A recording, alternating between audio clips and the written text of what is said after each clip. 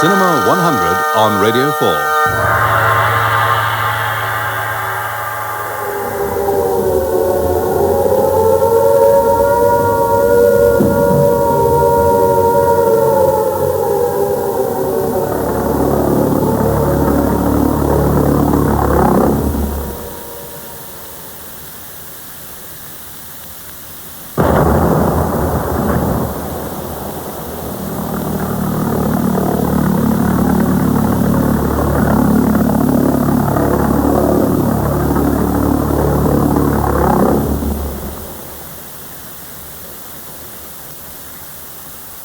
Representative of the German High Command and of Grand Admiral Dönitz, the designated head of the German state, signed the act of unconditional surrender of all German land, sea, and air forces in Europe.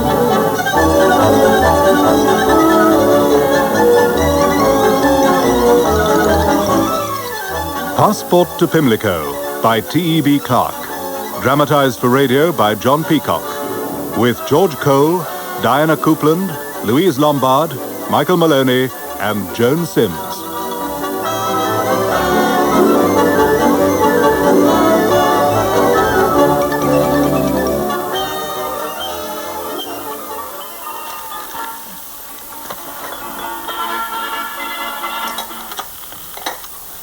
This is the BBC Light programme.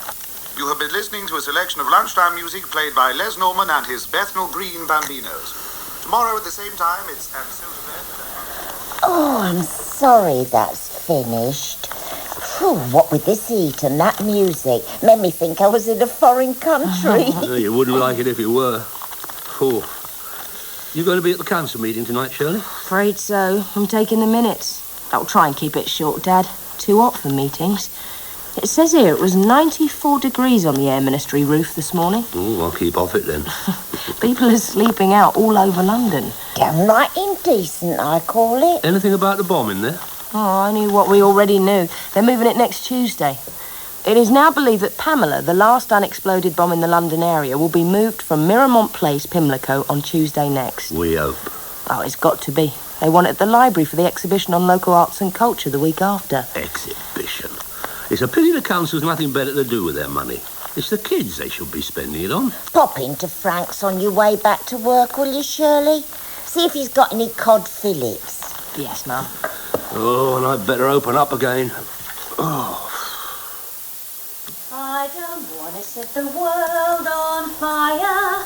I just want to start a little flame in your heart. Pair of kippers over there to wait for Mrs. White, Molly. Okie doke. See any difference, Mr. Huggins? What's the matter? Haven't gone off, have they? Oh, not in the kippers, in me. What's all that oily muck on your face? The shiny look, they call it. Do you like it? Not much. No wonder we're short of fat. Frank? Oh, Shirley. Frank, Mum wants to know if you've got any cod fillets. I got something better. Fancy a nice bit of bream for your supper. Oh, yes. Oh, it's a treat to see it again. You know, my old dad used to say this was one of the most human fish of them all. Well, if I was a bream, I'd resent that. Oh, I tell you a most remarkable thing about a bream, Shirley. When he's courting, he grows a little white wart just here, on his forehead. He grows that wart just like you and I would go out and buy a new hat. Yes, well, I must be off. I'm 10 minutes later already. The library doesn't run itself. I'll fetch it over later with a nice big piece of ice. All right. Some people get jam on it. Wrap this up and put it in the fridge, Molly. Here, where do you think you're going? Just want to pop over and see Easy. Back in a jiffy.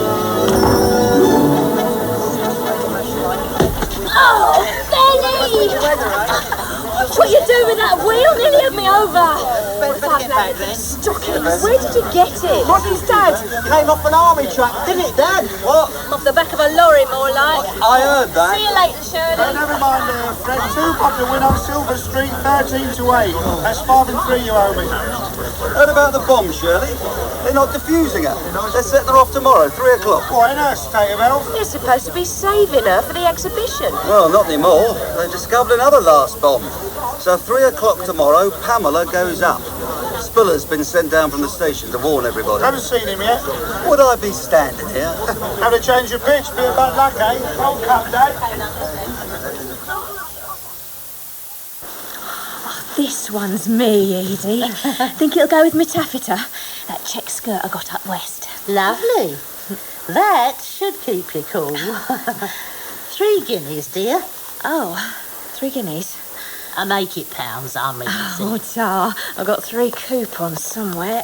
4, dear, same as Bond Street. Oh, go on, be a pal. I want it for Miss Pimlico night at the Palais. Oh, that? Proper old fiddle. Always was. OK, I'll put it down. No, look, I'll tell you what. Morning, ladies. Oh, Constable Spiller. All right, Edie, that'll be fine. Well, and what have I been up to? Make me blush to guess. Well, it's no good you settling down for a mic. I've got work to do. I've come here to save your life. They're blowing up that bomb tomorrow. They're blowing it up? Whatever next? You'll have to take a walk.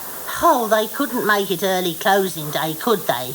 Wouldn't upset trade enough. You can't pick and choose with bombs. This is no way to run a bank, Mr. Wicks. A trifling matter like that, sir. I didn't want to bother head office. Trifling? We regard it as a serious matter that a man in your position should make these decisions without our authority. It's only short-term loans to local tradesmen, Mr. Fawcett, sir. This hot weather's hit some of them hard, and people round here can't afford to buy. Some of them lost all they had in the Blitz. You won't put Britain back on its feet single-handed by doling out short-term loans to those who can't pay you back. No, sir.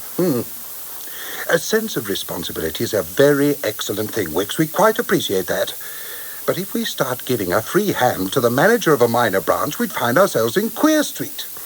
Head office doesn't consider you a second Montague Norman yet, you know. And they like to have some idea of what's happening here.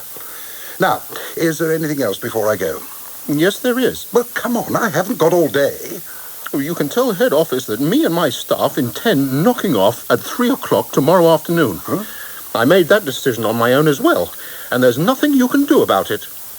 Seems funny, Arthur, having to come tell you about a bomb. You're telling me.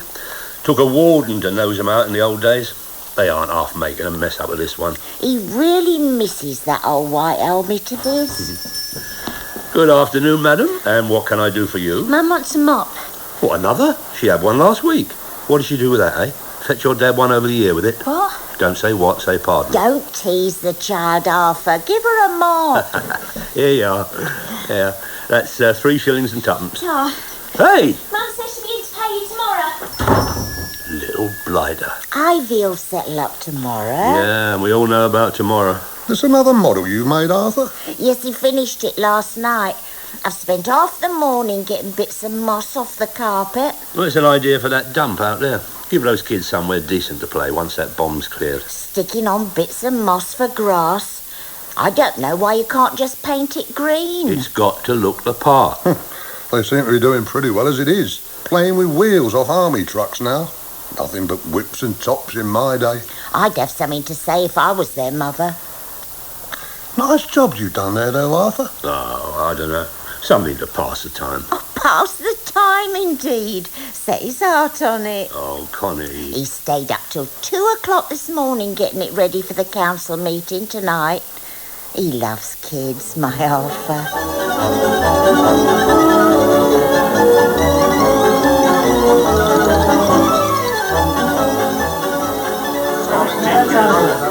No, this moss, you see, that's grass. Yes. We'd have swings here and a sand pit set aside for the youngsters.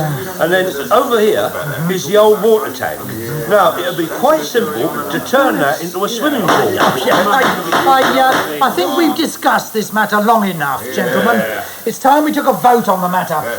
Those in favour of Mr. Pemberton's project, raised hands, please. And those in favour of selling this piece of ground. Oh, well, that seems to settle it. We've got to face economic facts, Mr. Pemberton. This borough is in no position just now to finance daydreams. That's just plain ridiculous. Don't you ever think of anything besides pounds, shillings and pence? Well, if everybody is quite settled now, I should like to read this proposed advertisement. For sale. Freehold, valuable building land in much sought-after position. I'm sorry, Dad. What did we win the war for if it wasn't for the future? The future of our kids. The chance to make things better for them. Full transport facilities to hand. Special appeal to purchaser of vision. No obstruction to future development.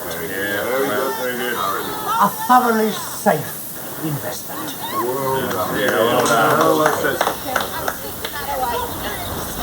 And half heavy for a wheel. Oh, not so hard. He's hardly touching it. Let me help you. Too hard. Through the wire. Straight for the bomb, That's Nanny. right. It's going straight for the hole.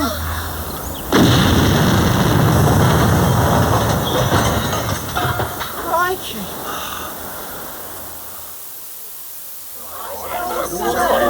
What you been up to, you little devil? Little devil, that's what you are. Wasn't me.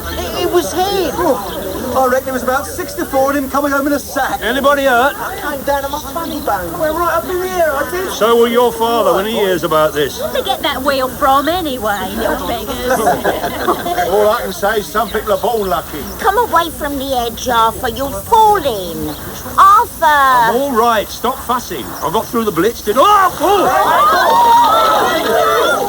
did I tell you? Dad, where are you? Are you all right, Arthur? Where's he gone? What do you think he's gone? Hot picking? Somebody do something. Hold on, here's the rope. Is he all by himself, Mr. Huggins? Are you all right? Are you all right, Mr. Pemberton? Arthur!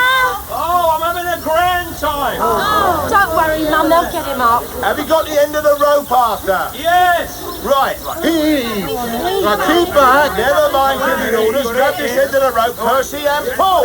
Take it easy. Stick to it, Dad. You'll make it. Hold tight, dear. All right, Mum. Don't worry. Here he is. You all right? Fit as a fiddle, aren't you, Arthur? Oh, thank you, boys. I'm all right. Oh, Arthur. Now, don't worry. Don't fuss. I'm all right, I tell you. You've hurt yourself. You have hurt yourself. No, I haven't. No, I haven't. He's cut himself. Just like old times, ain't it? Oh, hello, Ted. Yeah, just like old times. You turning up when it's all over. Now, come on. Which of you was it? Come on, who was it? Which of you was it? Charlie Randliff, the past anything to go by. Don't you go blaming our Charlie. It's always him. He never touched that wheel. Wouldn't be your Monty, would it? Oh, no. We all know what the sun shines out of when he's concerned.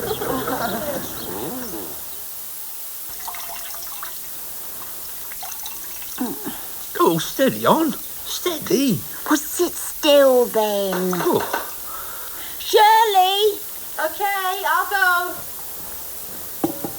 Oh, that'll do, Connie. That'll do. No, it won't. Stay where you are. Playing about like a schoolboy. I don't know why you ever wanted to go down that blessed hole. I didn't want to go down the hole. I fell down. Oh. Well, you shouldn't have gone so close. I did warn you. Who was it? Frank, with the ice. You didn't go to the door like that. Yes, of course. It's the only sensible thing to wear in this kind of weather. Well, downright indecent, I call it. Whatever must that man have thought? Exactly the same as all the other men thought last year at Bournemouth. I thought I was seeing things. Seeing things? Yes. When all that rubble and what have you fell on my head, I fancied I saw a kind of cave with a load of treasure in it. Treasure? Yeah. Goblets, jewels, gold coins and... Oh, look out with that water. You're getting it all down my neck. Well, keep still. What's that? What's what? Something rolled out of your shirt. It's gone into the water. Here we are. Did you say gold coin, Dad? Let's have a look. Oh, it's one of those kids planted a dud on you. It is gold, isn't it? Come on, I'll fetch a ladder. You grab a couple of torches. Arthur, don't be daft. Won't be long, Connie. Come back. Shirley. Sorry, Mum. Your supper's just on ready.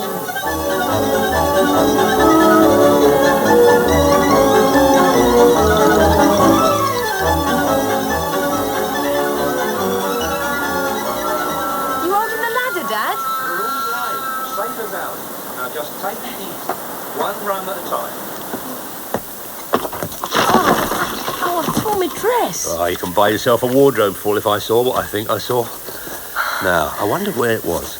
Sort of like a cave. Somewhere over here, if I remember. Well, the soil's covered it over. Oh, hurry up, Dad. All right. Shine the light here, will you? Now, keep your light steady. Oh, here we go. Oh, see that? That must have been a cellar at one time. Someone's been saving up for a rainy day. Look at all this stuff. There's a coat of arms on these boxes. See, look at this. Must be hundreds of years old. Hey, what's that? Documents. They even had to fill up forms in those days. Hello there. Frank? What on earth are you playing at? We found some buried treasure down here. What? Loads of it, worth $1 million. Nip round to the police and give them the wire. We're going to find out about a coat of arms. Meet you in the library. The library's shut, Dad. Right you are, Arthur. Well, you got the keys, haven't you? Can't hang about till morning, you know. This is important.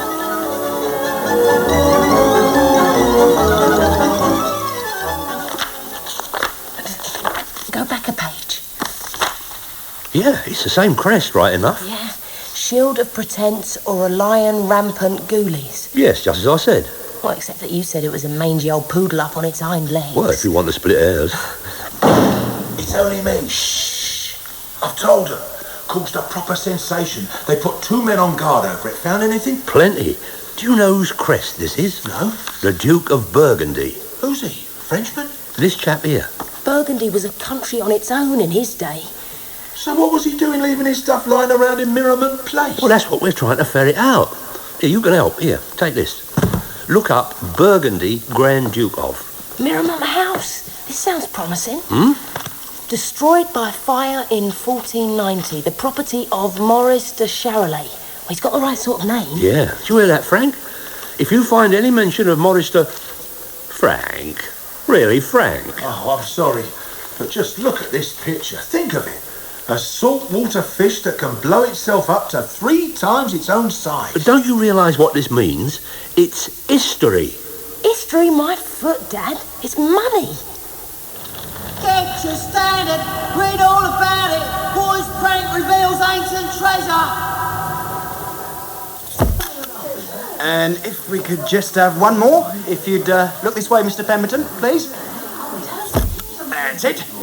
And what are your plans for the future, Mr. Pemberton? Oh, I don't know. Maybe I'll retire. Sail around the world in my own yacht with a cargo of beautiful girls. Look at him, seasick on the Serpentine. No, I suppose I'll get something out of it. I'm not counting my chickens yet, though. Well, thanks for the story. You're welcome. Right, well, I'll just pack up and I'll be off. Gosh, look at this model aeroplane. It's smashing. Yeah, it is. 17 and 9. Put it down, son. Have you heard the inquest is fixed for tomorrow, Arthur? Inquest? Who's dead? There's always an inquest on treasure trove. The coroner has to sort out the different claims. Oh, that shouldn't take him long. After all, I found the stuff. But there was certain others instrumental, wasn't there? You've got to take that into account. How do you mean? Well, if my Benny here hadn't set that wheel rolling... 17 and 9, you said? Now, Monty, don't you try and come it over me. You set it off. I saw you. You weren't there. Call your own father a liar, would you? Okay, I did it. Good boy. Come on, Charlie boy. You can tell me. Mum won't be cross. Don't want a sweet. You'll have a sweet and like it. So you admit, quite frankly, that the explosion of the bomb was solely due to this thoughtless action of yours and yours alone? Yes, sir. After 9 years as coroner of this district, I find this a new and most refreshing experience. I congratulate the parents of Pimlico on such a fine crop of exceptionally honest youngsters. Well, that seems to dispose of the evidence as to the finding of the treasure. There remains one further important duty before the court. We must now establish to whom it belongs. I understand that the old parchments provide valuable evidence on this point. We will now hear the translation of that document from Professor Hatton-Jones of London University.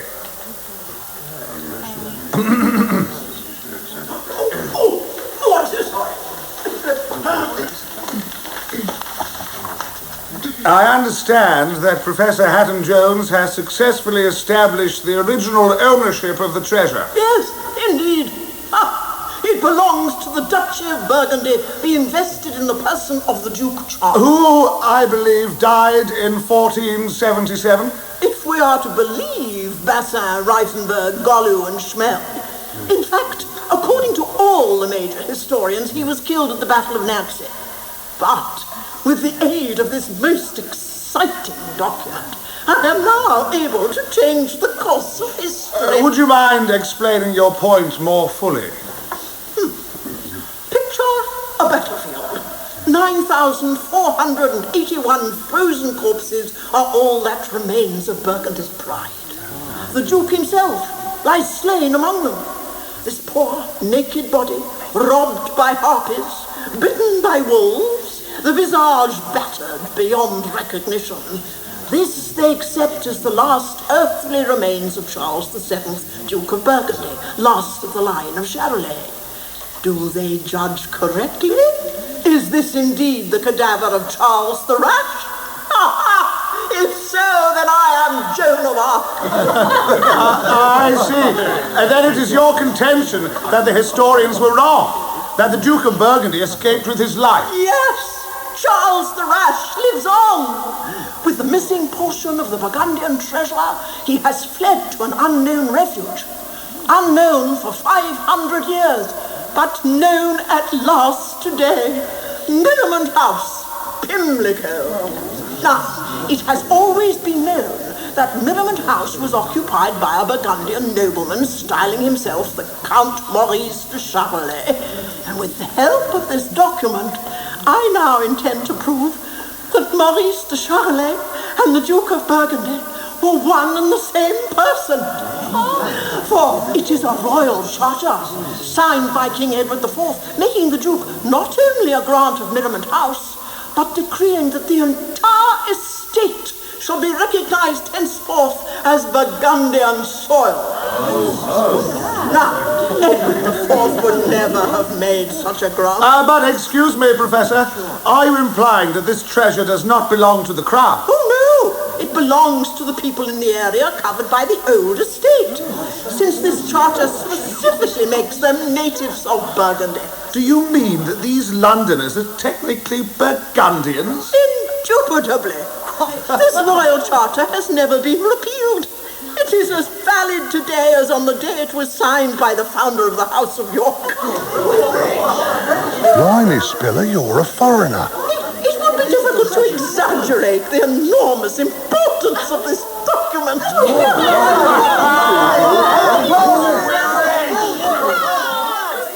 An evening standard. Treasure in Pimlico. Coroner's decision makes London's aliens. Read all about it. Pimlico Street declared foreign soil. Miramont Place. Now, come on, step lively, all you aliens. Let the passengers off first. No more room upstairs. You going to Belgrave Road? Hold on tight now, lady. This bus is going to England.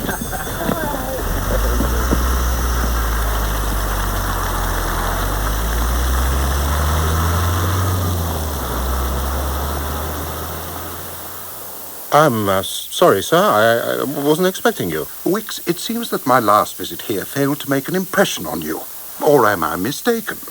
Perhaps you did receive head office sanction to admit the press to one of our strong rooms and photograph you with the treasure. No, sir, but it all happened so quickly. You've answered my question. That's enough. I don't wish to pursue the matter. I shall have to advise head office to arrange for your transfer to one of our country branches. Transfer? Oh, no, sir, I could never settle down anywhere else. This is my home. I've lived here all my life. I was born here. In Burgundy. You can't throw me out of my own country. Don't be absurd, man. If you seriously think that an obscure point of law... Obscure or not, legally this is Burgundy. Head office no longer has jurisdiction over this bank.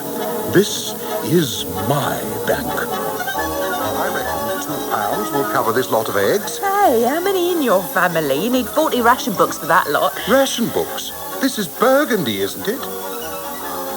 Burgundy. You still got that blouse, Edie? Fiddling coupons, then? Coupons? Who needs coupons? This is Burgundy. Now then, 5 to 2 full moon. Now then, come on, who wants a bet?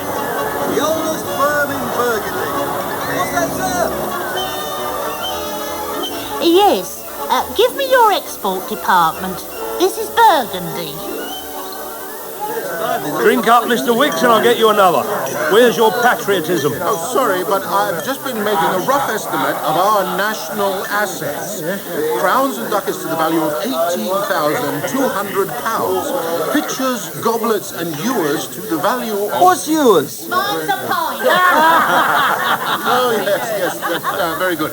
Anyway, I estimate the total to be somewhere in the neighbourhood of £100,000. That's about 1,000 nicker apiece, isn't it? I'll send Charlie to eat them. I'm going to have a saltwater aquarium. Just a minute. I doubt whether individual claims can be made to treasure vested in a community. Yeah, I knew there'd be a catch in it. Whatever happens to the treasure, that piece of land is ours. Oh, I think I know what's coming. Well, why not? It's part of Burgundy now. About time we gave the kids a break. We can have a go tomorrow. We'll start off by turning the old static water tank into a swimming pool. Here's to the Burgundy Lido. Hooray! Very laudable, no doubt, but where are your returns? The real benefit to the community would be some scheme for stimulating local trade and launching new enterprises. That's what I say. Time, ladies and gents, please. Time. Where do you think we are in England? Laws here, my lad, isn't that so, Mr. Garland? Yeah, that's right. We close when I say. Not even a music license. You heard what the gentleman said. Where's that piano?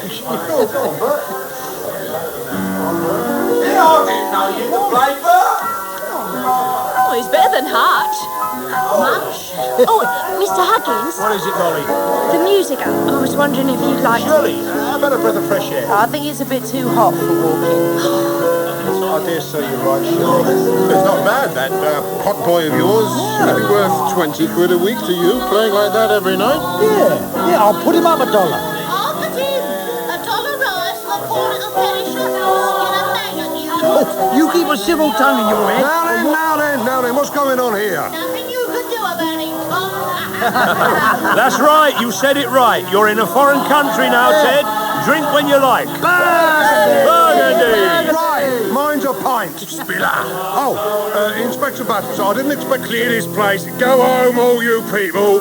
Spiller, you're suspended from duty. Right, in that case, mine's another pint. I'm going to take proceedings against you, Mr. Garland. Your identity card, please. Passing of betting slips strictly prohibited. Come to think of it, I shan't need this ration book anymore, either. What are you doing? That's the stuff. Scrap 'em all. Here's mine. Yeah, and mine. And mine. Stop it, you idiots! Mr. Wicks, you're a responsible man. Can't you do something? Certainly. Right. This is a job for Scotland Yard. Whitehall 1212, I believe, is the number, Inspector. What a rotten song, what a rotten song, what a rotten song. Oh, what a rotten song, and what a rotten singer too.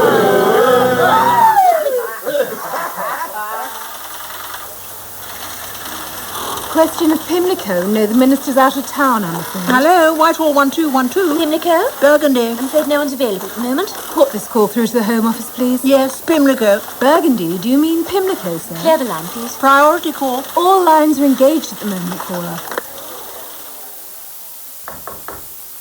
Yes? Mr. Straker of the Foreign Office to see you, Mr. Gregg. Right, show him in. I'm still not taking calls. You've been here all night, Greg. What's this Pimlico stuff? It's top priority. The old man wants immediate action. Well, what are you going to do? Well, I thought that as the treasure was originally spoils of battle, I'd pass it on to the War Office. They wouldn't touch it. You see, technically, these Burgundians are aliens. Aliens? Well, then it's your pigeon. No, they're undesirable aliens. So it's your pigeon. I suppose you'll have to boot them out of the country. Yes, but it's their own country. Don't you see, the police are powerless, Straker. The police can't do anything. Burgundy is outside the law.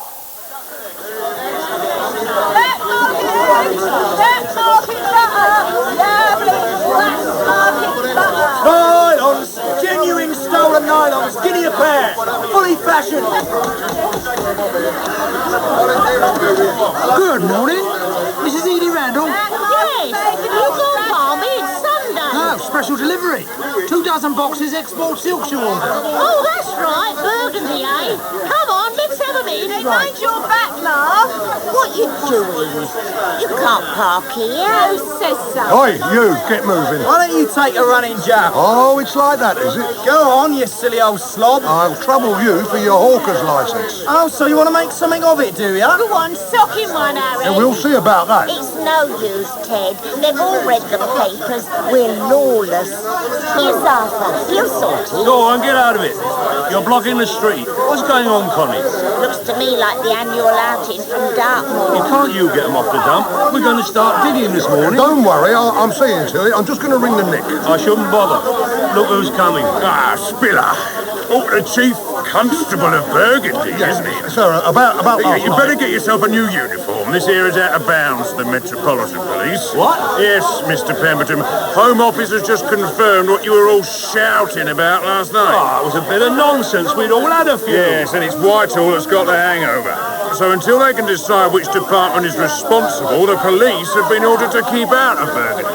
And in the meantime, I suppose nobody cares if we all get our throats cut. I'm sorry, I'm just telling you the position. Ah, we're not having that. We paid our rates. We're entitled to police protection.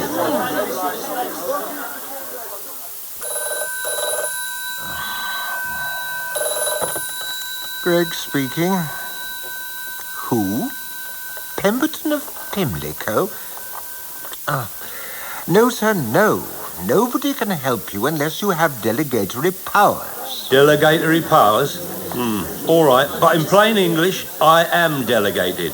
I'm speaking for all of us who live here. But, my dear sir, from the Home Office point of view, you remain an anomalous collection of individuals unless you form a representative committee.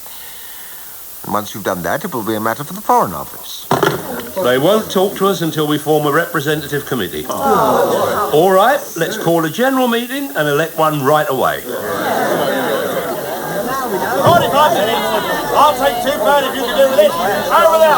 £2 value. Ladies and gentlemen. They're all jelly deals. 2 bob, pick what you like. Mr. Wicks! Percy! Oh, Arthur. We're having a meeting. 5 o'clock, my shop. It'll be a bit late, I'm afraid. Open till 6. It's Sunday. I know. I'm governor now. See, this short-term loans to local traders. If there's anything I can do to help. Be in my shop at 5, Percy. That's what you can do. You'll be there, won't you, Edie? We're electing a committee. Me on a committee? They might want to elect you, who knows? MP for Burgundy. Oh, Jilly, come on, ladies. Oh, Jilly deals. Best Danish. 2 bob, give your old man a treat. Lovely lot of jelly deals. Excuse me. Not manners, you. These aren't Danish eels. Oh, what? You think I cheat the public? I know an Irish eel when I see it. Oh, okay. Have me arrested. All right, laugh while you can. We'll soon have you twisters out of here. Oh, yeah, what with your Air Force? That's it. Start a new country, don't know how to protect it. Oh, jelly!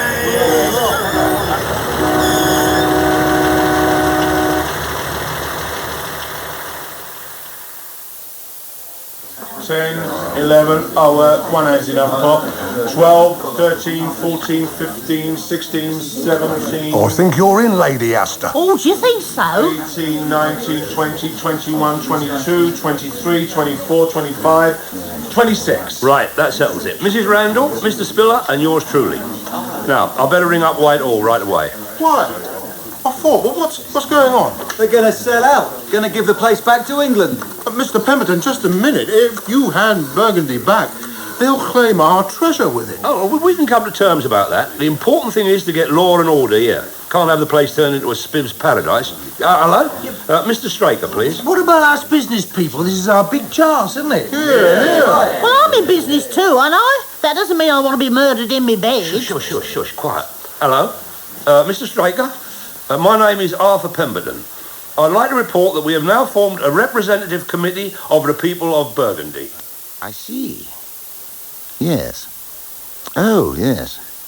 Yes, I am in touch with Mr. Gregg, but a rather abstruse constitutional issue has now arisen, and I'm afraid we shall have to pass it on to the Law Offices Department. Now, see here, sir. For all we know, that might take weeks.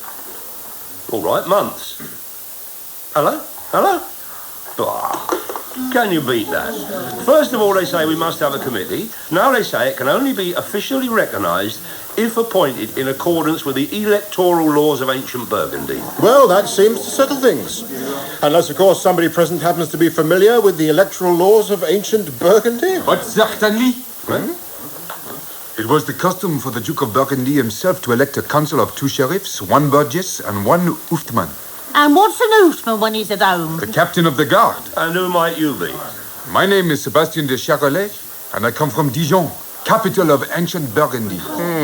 Only the Duke himself can appoint a council, and as there is no such person... Oh, but you're wrong. There is such person. I am the Duke of Burgundy. No. I am the direct descendant of Maurice de Charolais, who came here in 1477. Therefore, I am heir to the title. I hope you do not mind. Oh, no. No, I mean, it's a bit of a turn-up, isn't it? Here is my evidence. These documents have been in my family for centuries. I've always thought they were of no value, just an amusing curiosity. But when I read your discovery, I said to myself... Yeah, I bet you did. Of course, you want them to be examined? Oh, indubitably. Hello? Pemberton's? Oh, yes. What, can't he eat anything? Oh, poor little fella. Must be this heat. Yeah, all right, I'll have something for him. Send round the back door, will you? Thank you. Goodbye. Dog food, Connie. Mrs. Wilson's coming round the back. Sorry, folks. Well, there seems nothing more to be done until this gentleman's claims are investigated. So all we can do is to adjourn the meeting. Hear, hear. I'm afraid I'm a great nuisance. No, not at all. You may be the very man we want. I hope so. Au revoir, madame. Oh, cheer-ho, then. Au revoir, mademoiselle. It occurs to me that I ought to know something about my dukedom. Would you care to show me a little of this new Burgundy? Well, I could do with a breath of fresh air. Alors, we go. So gay and exciting. So different from our dreary French towns. Today, after reading in the Sunday papers that the laws of the United Kingdom cannot be held to operate in Burgundy, London transport officials have had to deal with crowds of cup-tie dimensions on all tube and bus routes to Pimlico. Here is an official announcement issued from Whitehall within the last hour. Pending the introduction of a new Act of Parliament, the public are earnestly asked not to exploit the prevailing currency leak in Pimlico and to refrain from entering the area. Should this appeal be disregarded, the government may be reluctantly compelled to apply sterner measures forthwith. Talk. Why can't they do something? It's the law, Arthur. What's right's right. Now who are you ringing? Somebody who will do something about it. Professor Atton-Jones, please. Your coffee, sir. Thank you, Albert. Pour it in, please. You know, your England is a most remarkable nation. Everywhere else, governments command, they scream, shout. But here it just has to ask people politely to stay away, and they do. I'll just open the window, letting a through draft. I still say a remarkable nation. Entrez! Come in. Oh, good morning, sir. I hope you'll pardon us for... I am the culprit. This is Professor Atton-Jones of the London University. The moment our good friend told me the news, I was Arian, I was Zephyrus. Nothing could detain me from instant communion with the living survivor of the House of Charolais. You have examined my documents? Oh, cursory glance. Personally, I have no doubt at all as to the question of your lineage. Forgive me, are you a bleeder? I beg your pardon? Do you suffer from haemophilia? When you cut yourself, do you bleed interminably? No, I don't think so.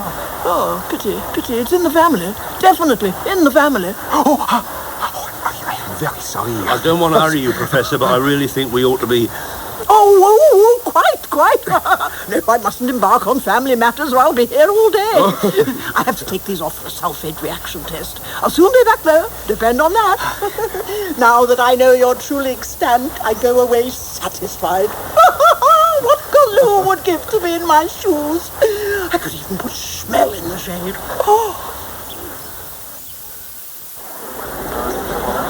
How long is this chemical test going to take? Well, that's contingent on certain factors. Well, please hurry it up. If things go on like this much longer... Oh, wait a minute. What's happened now? They're packing up. What's this mean? Oh, I don't know. You'll have to take your place in the queue, madam. What's the idea of holding us up like this? I've got me dinner to cook. Don't blame me, madam, if you choose to go abroad to do your shopping. I say, officer, constable. All right, next lot, come on. Well, I'll be blowed. They've set up a border crossing. Yes. Well, that'll keep the spoons out. Oh, Mr. Pemberton. Ah, Mr. Bassett, good morning. This is Mr. Bagshaw of the Board of Customs and Excise.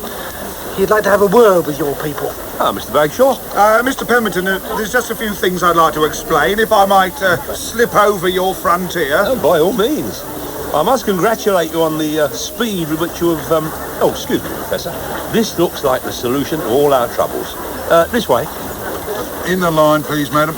Have you anything to declare? Any foodstuff, livestock, linen or cotton goods? I hardly think this is likely to include the credentials of the Duke of Burgundy. Would you mind opening that case, madam? This really is a big relief to us, I can tell you. Mr. Pemberton!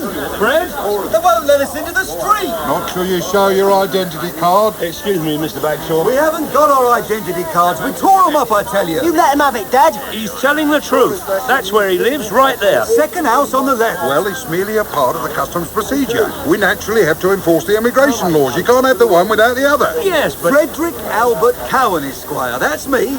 Number 4, Miramont Garden. I'm sorry, sir. The order specifies that identity cards must be produced by residents who wish to re-enter the street. Do you mean to say that all of us who live in this street have got to go through this customs rigmarole every time we want to leave our homes? Only for a month or two. After all, pending a new Act of Parliament, Miramont Place is technically foreign territory.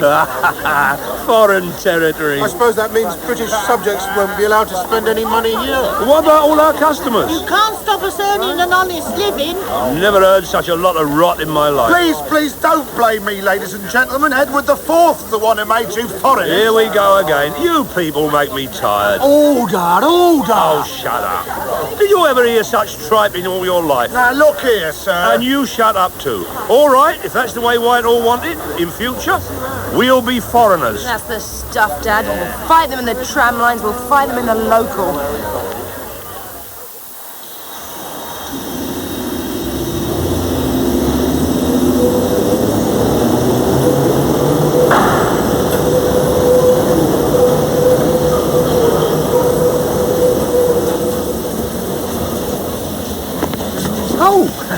Good evening, Professor. Oh, good evening, Mr. Bassett's the name. Clarke of the Pimlico Borough Council. Oh, yes, of course. The barricades are up then. Your friends in Miramont Place have got themselves into a nice mess. Ah, poor souls. The innocent victims of destiny. They started all this nonsense. Now they've got to put up with the consequences. Ah, but will they? The Burgundians are a fighting people. Consider what they did against the might of Louis XI.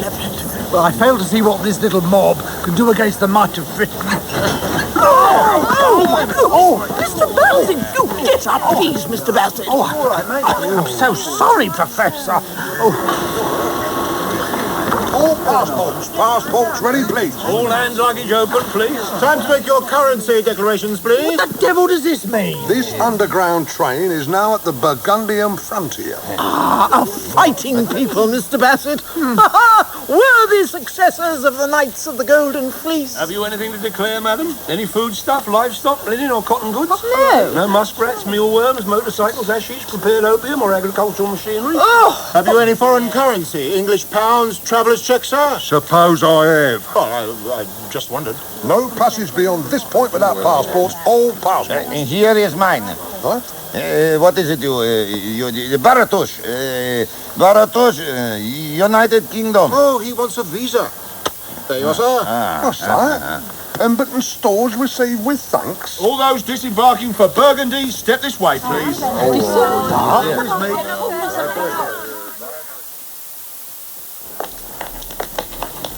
This way, please. Non-Burgundians only. Come along, come along. So reminds me of the time I visited the catacombs.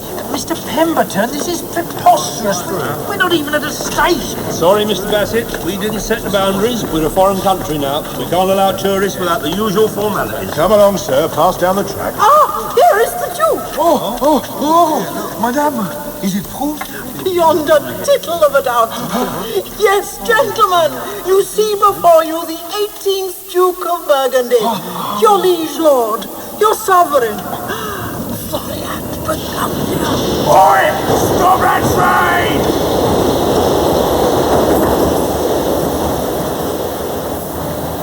Get your standard, read all about it.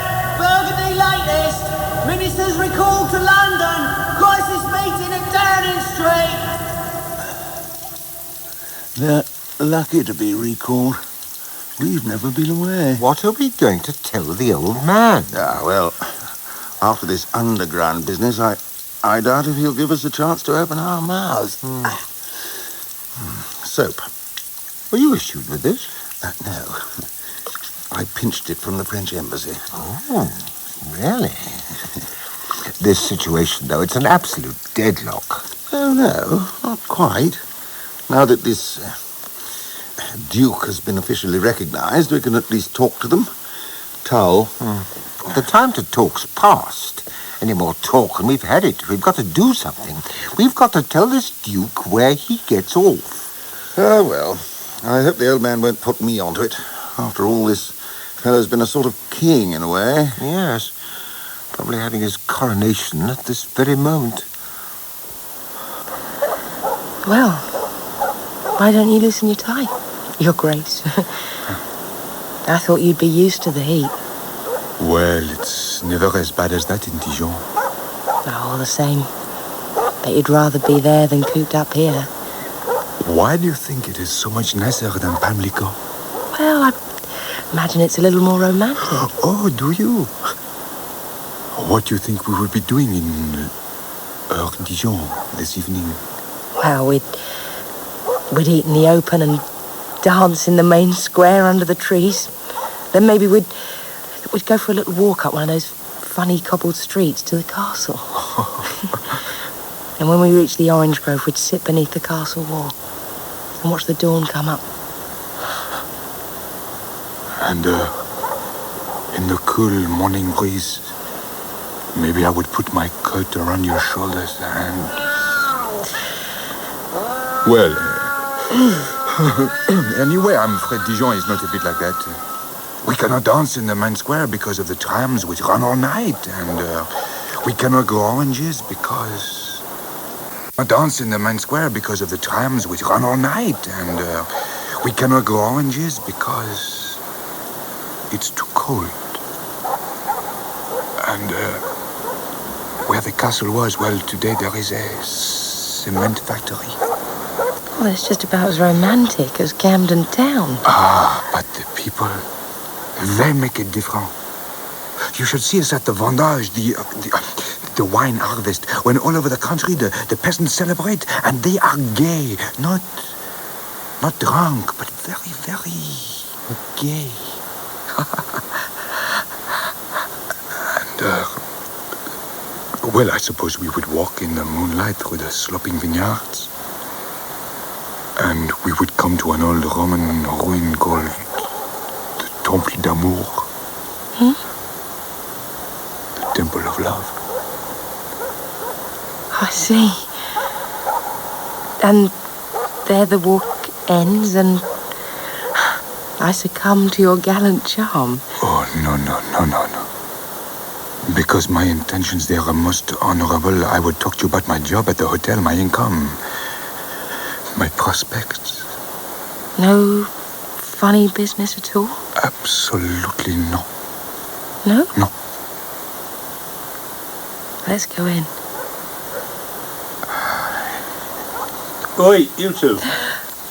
Hello there. Oh, yes. What is it, Dad? Gentleman from the Home Office here to see the Duke. We're out the front. When you're ready. Well, I'm really glad. Of course, I always knew you people would have to recognise us sooner or later. Oh, here is the Duke. Ah, Your Excellency. Allow me to present my credentials. But I am not the ruler now. What?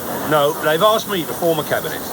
Oh, long live democracy. Oh, vive l'Angleterre! Vive la France! What next? Well, You will understand that after today's incident on the Underground, His Majesty's government does not feel inclined to negotiate with a pistol at its head. Well, now that we've come down to brass tacks, I can guarantee there'll be no His further... Majesty's government has a traditional dislike of unilateral guarantees. It has therefore felt itself compelled, most reluctantly, to close the frontier as from 10 a.m. tomorrow. Close the frontier? A church hall has been equipped for the evacuation of all those... church hall? Evacuation? What about our treasure? Well, for the time being, that can be moved to the Bank of England. Oh, yeah? Well, I'm not moving anyway. I beg your pardon? If the Nazis couldn't drive me out of my home with all the bombs and rockets and doodlebugs, you don't catch me packing up now. I trust you realise that the alternative is complete isolation. Power politics, eh? I have merely explained the position. I cannot do more. I do hope that moderation will prevail. Moderation? He's an optimist. You're balmy, the lot of you. We've had a good run and this is it. Well, that's okay, Jim. If you want to turn it in, nobody's going to stop you. We're not going to stand for that. You can't push English people around like sacks of potatoes. English? Don't you come that stuff, Jim Garland. We always were English and we always will be English. And it's just because we are English that we're sticking out for our rights to be Burgundians. Well, you've burned your boats now, all right. I have. You haven't done so bad yourself. Worried? No, never felt less worried in my life. That's right. We'll show 'em. Only what? That's what I want to know. Yeah, you're not the only one. The closing of the frontier at 10 o'clock this morning marks the deadline for the 19 families of Burgundy. They have the choice of accepting the government's evacuation offer or of subjecting themselves and their children to the hardships of what would be virtually a siege. Hi, Sally. Now look, you be a good girl for your mum. Then he says his Auntie Flo take us to the zoo, Mum. Come along, children. Benny, don't forget to tell your Auntie Flo about your heat rash. Now, Charlie, you tell the driver when you're going to be sick. Attention, please. Attention, please. Anyone who wishes to leave this area has precisely 2 minutes in which to do so before the borders are closed. Just a minute, you need a passport to get in here. I was in, mate. I might live up west now, but I was born here. I'm a Burgundian. I'm proud of it. Well, it's your funeral. Let this one through. Well done, mate. Will be closed in precisely 1 minute. This is your last chance. Save your breath, mate. We've made up our minds and we're stopping right where we are. Thank you not to interrupt me, sir. Thank you not to raise your voice to me, sir. If I can't raise my voice in my own country... We're sick and tired of your voice in this country. Now shut up. I beg your pardon. I said shut up. Shut up yourself. Bye-bye.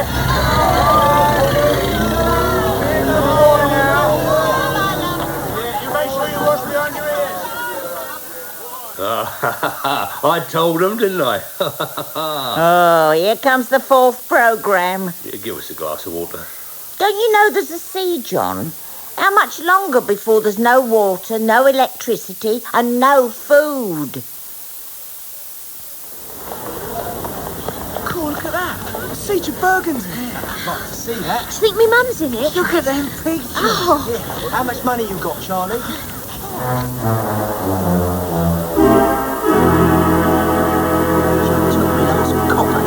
You'd think they'd let Burgundians in free. Let's hear.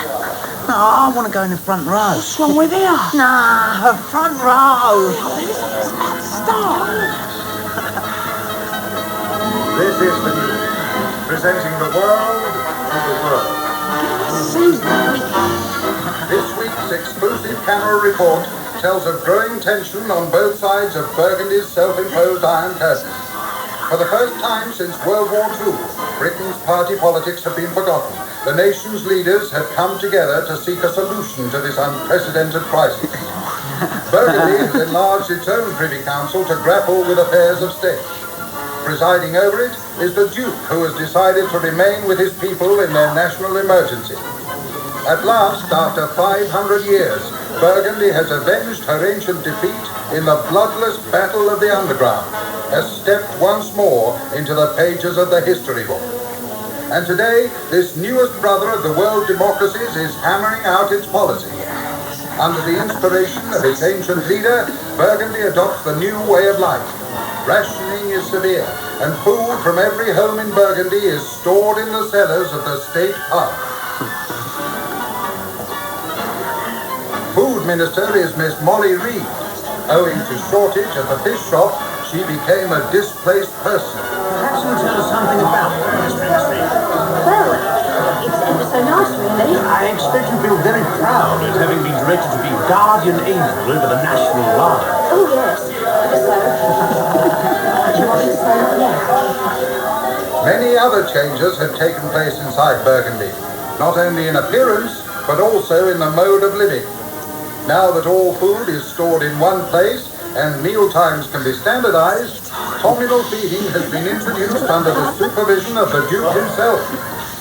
What's this one, Mr. Cowley? Beef stew, I call it. It is a great success. Continental cooking has so much more flavor. Commercial dealings have come to a standstill. Behind locked doors, Burgundy's Chancellor of the Exchequer is trying to solve his country's unique currency problem. In a few words, one could say that too much gold is chasing too few opportunities. Would you care to comment on that, sir? Well, Pemberton and I have made up our early differences, and today in Burgundy we are absolutely unanimous in our resolve to keep our treasure. And now a word from Burgundy's Prime Minister, Mr. Arthur Pemberton. Well, I'm happy to say that after early opposition from the Pimlico Council, my long-cherished scheme for an open-air swimming pool for the children of Burgundy is, as you can see, now going ahead with the full approval of the Burgundy Council. And so the glory of the resurrected state of Burgundy rises like a phoenix from the ash cans. But although this idea was popular in the model stage, the lunch whistle sounds a louder message than hitting the production target. The great drought caused by London's longest heat wave is the one serious threat to Burgundy's independence. 3-1, no rain this week. I'll give you 3-1. It's me, Dad! 3-1? Come on, Mr. Cowan, I'm sure you can do better than that. 80-year-old records in lack of rainfall have all gone overboard. Water is cut off, but liquor makes do. So Burgundy washes up in a pint of bitter and makes tea with a boiling kettle of gin. In fact, Burgundians are spending their water like money. So this strangest of all sieges continues. A matter of principle to the Burgundians, a headache to Whitehall. But wherever our sympathies may lie in this cold war in the heat wave, whatever the rights and wrongs of the case, one cannot but say, plucky little Burgundy. That's my mum, that is, on the council of Burgundy.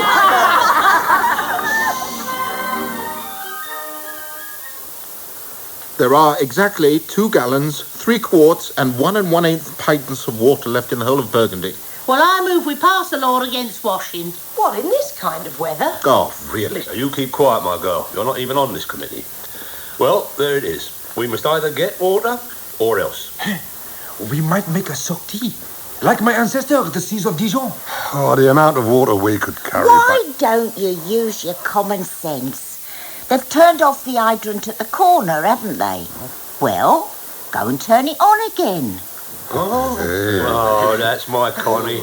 Ted, you still got your copper's outfit? Yeah. Then here's what we do.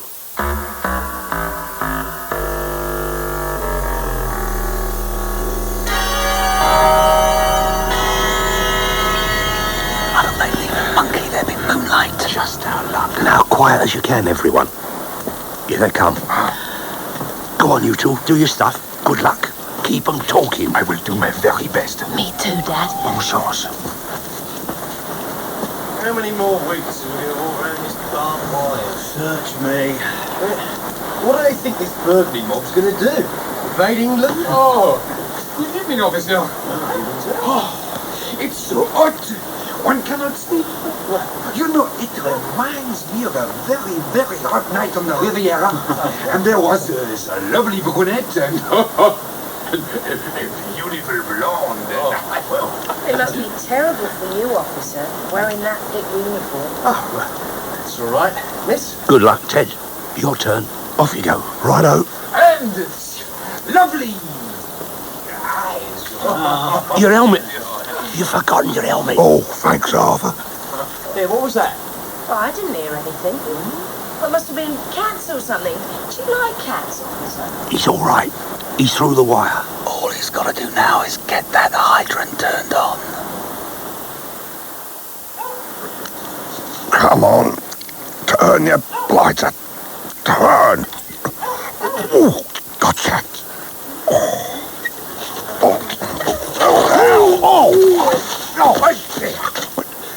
What do you think you're doing? You're drunk. Drunk in charge of a bicycle. Quite right, officer. I'll come quietly. No, I don't want to be too hard on you. Just be more careful in future. Hey, I say. Go on, beat it, will you? Go away. Why don't you arrest me? Go on, go away. Why don't you arrest me? This is a free country to live in. Will you go away? Look, haven't you got a home to go to? Blimey, a copper.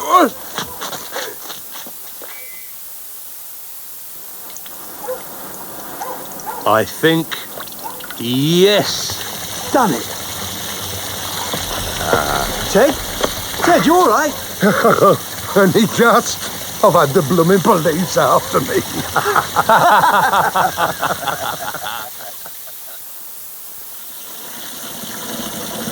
Well, the tank's nearly full now.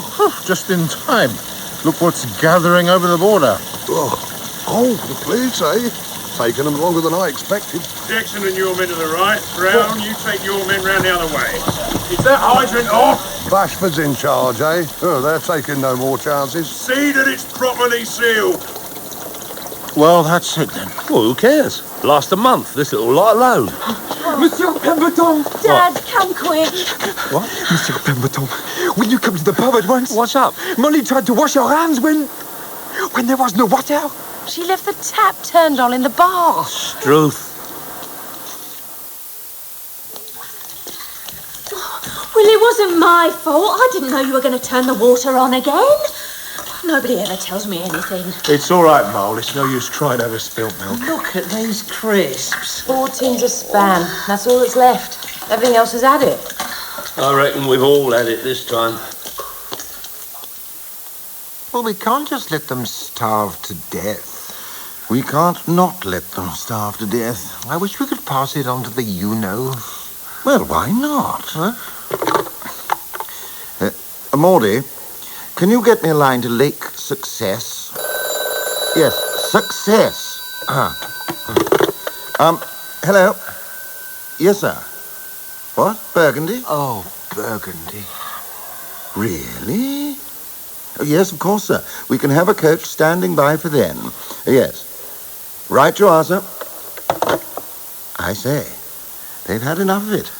They're ready to pack it up. Statement to the press? Rather. Fleet Street should do us proud on this. Like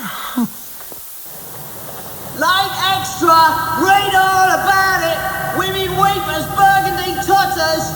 Buy your standard, read all about it.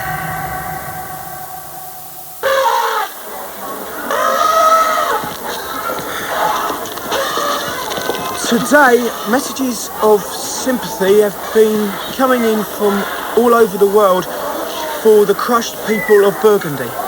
Whitehall faces a barrage of criticism. I want to see the monkeys. Tactics and clumsy handling by Whitehall officials of the siege of Burgundy has left a nasty taste in the mouths of the public. Burgundy... Your Auntie Flo said I could see the monkeys. Shut up, Benny's reading. ...has been bullied into submission. The British government's starvation policy appears to have succeeded, as news of the probable surrender of the stubborn defenders of Miramont Place spread through the Neighbouring. I know. Neighbouring districts, women wept openly at the barricades. Jolly rotten shame, that's what I say. Yeah, starving people out. Oi! Come and have a look at this. What? I want to see the monkeys. They're feeding the sea lions.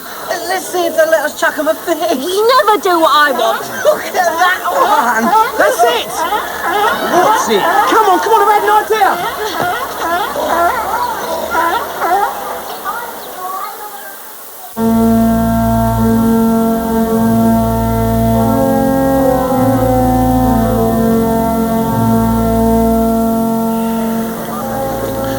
5 minutes to go. How do we go? By the same coach as the kids. Oh. That's up then. Now I know what Napoleon felt like before Waterloo. After, Dad. Oh, look, there's a bus stopping over. Mum! It's our Charlie. Hey, Dad! Monty! What you doing here? I've got something for you, Mum. Oh! Ted, there's your Billy over here. We got you some buns. So you can stay. Over there, look, they just got off the bus. Brought us some grub and all. Yeah, but how are they going to get it to us? Our Sally's here as well. I'll go tell Ivy. Here, Mum. We'll chuck them over the wire. Cat! Dad, coming over.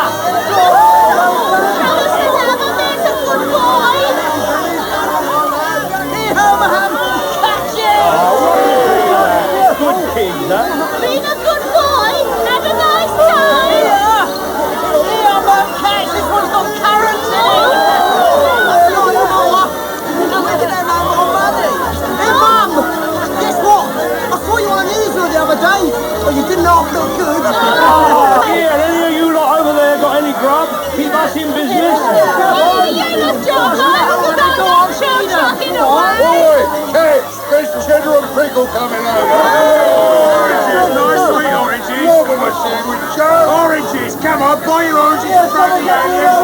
Throw an orange and say the Burgundian. Where's your license? Look who's coming, Pemberton. The ministry in a taxi. Who cares now, eh? Catch hold of those oranges, they'll sell brews.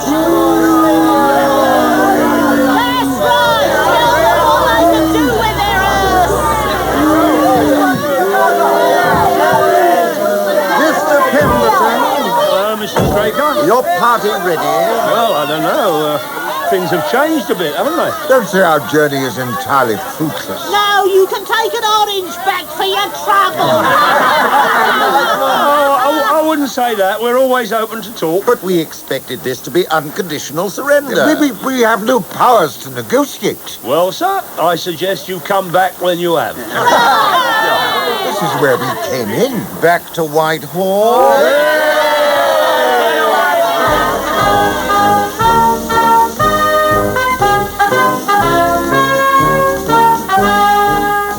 Today, Burgundy was bombarded with guns as thousands followed a toddler's lead in an effort to break the siege of Pimlico. Tomorrow, marches are planned throughout London, culminating in a demonstration in Hyde Park. Burgundy! Hands off Burgundy! Hands off Burgundy! Hands off the Burgundians! Hands off I say no appeasement! Hands off Burgundy! Following the near riot in Hyde Park over the weekend and the stiffening of the Burgundian resistance, Whitehall has yielded to public pressure and agreed to further talks due to take place tomorrow. Our Chancellor has a proposal to make to the British government. Percy, Mr. Wicks? We are prepared to allow Britain to buy the treasure. Britain can't buy gold. Well, that's not Burgundy's fault, is it? Well, if you're not prepared to meet us even halfway... We're not. The food you've got won't last more than a day or two. Oh, no. We've had gifts from all over London. Molly? Tinned food, 1,346 items. Liquor, 1,028 bottles. Fuel, 450 300 weight. Fruit and veg, 2,634 pounds. Cakes, 363 pounds. So you can op it. We're even getting our milk delivered.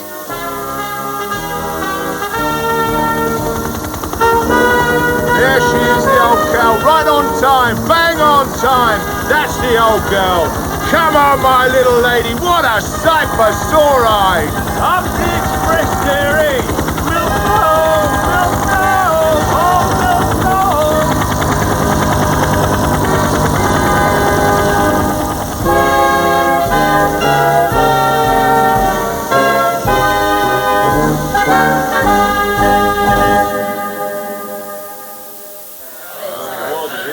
I would like to ask the Foreign Secretary if he is aware that Britain is encountering severe criticism from certain quarters in the United States of America and from sections of the Soviet press who are making it clear that it is the high-handed action taken by him and his government that has forced the Burgundy situation to a crisis.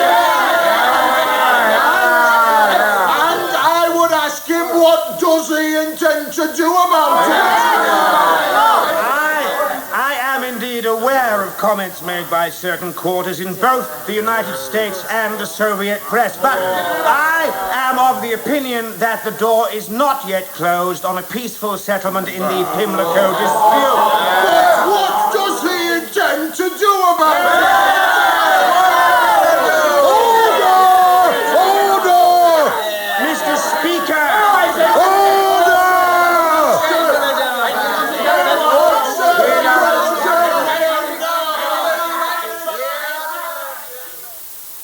Mr. Straker, Mr. Gregg, fellow Burgundians, Mr. Wicks has something to say. Ladies and gentlemen, I think I have the solution. I have a proposal to make. I propose that we lend the capital of our treasure to the Chancellor of the Exchequer, while the interest is used for the benefit of the borough of Pimlico. In effect, a Burgundian loan to Britain. My dear sir, my very dear sir. A second Montague Norman. Yes. Welcome home, Burgundy. We'll get the streamers out. Have another street party. Careful how you're hanging that, my man. You will tear it. That was the standard presented to the Duke Charles by the 14 burghers of Bruges. I have assured the museum authorities it shall be returned undamaged after the celebrations. Oh, be careful. Thank you, Professor. You got the wine under control, you two? Yes, Dad. I'll go find your mum. Oh, she's doing the kids' table. Now this, you see, is the real Burgundy. This castle on the level. It's 10 minutes from where we live. And when you come to Dijon, I'll take you there. Oh, I'd love to. Shirley, Yes, Frank? doesn't matter. Mr. Huggins! Molly? It'd be sort of nice to be back at the old job again, wouldn't it? Will it? Yeah. I'd almost forgotten what it feels like handling a lobster. Remember one day you said you'd like to go to Billingsgate? Yeah. Take you there tomorrow. Oh, Mr. Huggins. Got our new ration books, eh, Frank? Never thought anyone would be pleased to see these things again. You never know when you're well off till you aren't. Everything ready, Arthur? Yeah, shan't be long. Just about.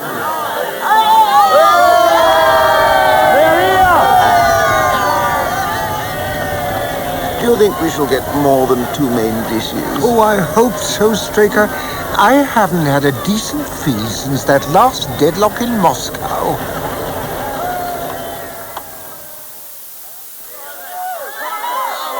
And in these last few seconds before your welcome return, I am to express His Majesty's government's sincere appreciation for your splendid conduct of internal affairs during your temporary absence from the kingdom. Ladies and gentlemen, we're back in England!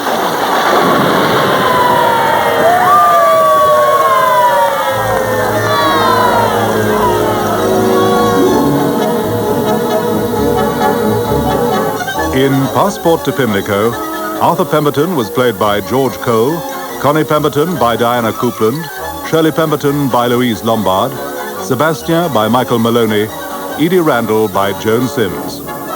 Professor Hatton Jones by Vivian Pickles, P.C. Spiller by John Junkin, Frank Huggins by Ian Redford, Fred Cowan by Jonathan Tafler, Molly by Teresa Gallagher, Straker by Gavin Muir, Gregg by David King, Mr. Wicks by Matthew Marsh, Charlie Randall by Tom Bevan. Garland and Bassett by David Collings, Bagshaw by Stephen Critchlow, Fawcett by John Hartley, Monty Cowan by Paul Jenkins, Bashford by Jonathan Keeble, Benny Spiller by Ross Livingston, and Ivy by Linda Regan. Other parts were played by members of the cast. Passport to Pimlico was dramatized for radio by John Peacock and directed by Celia de Wolfe.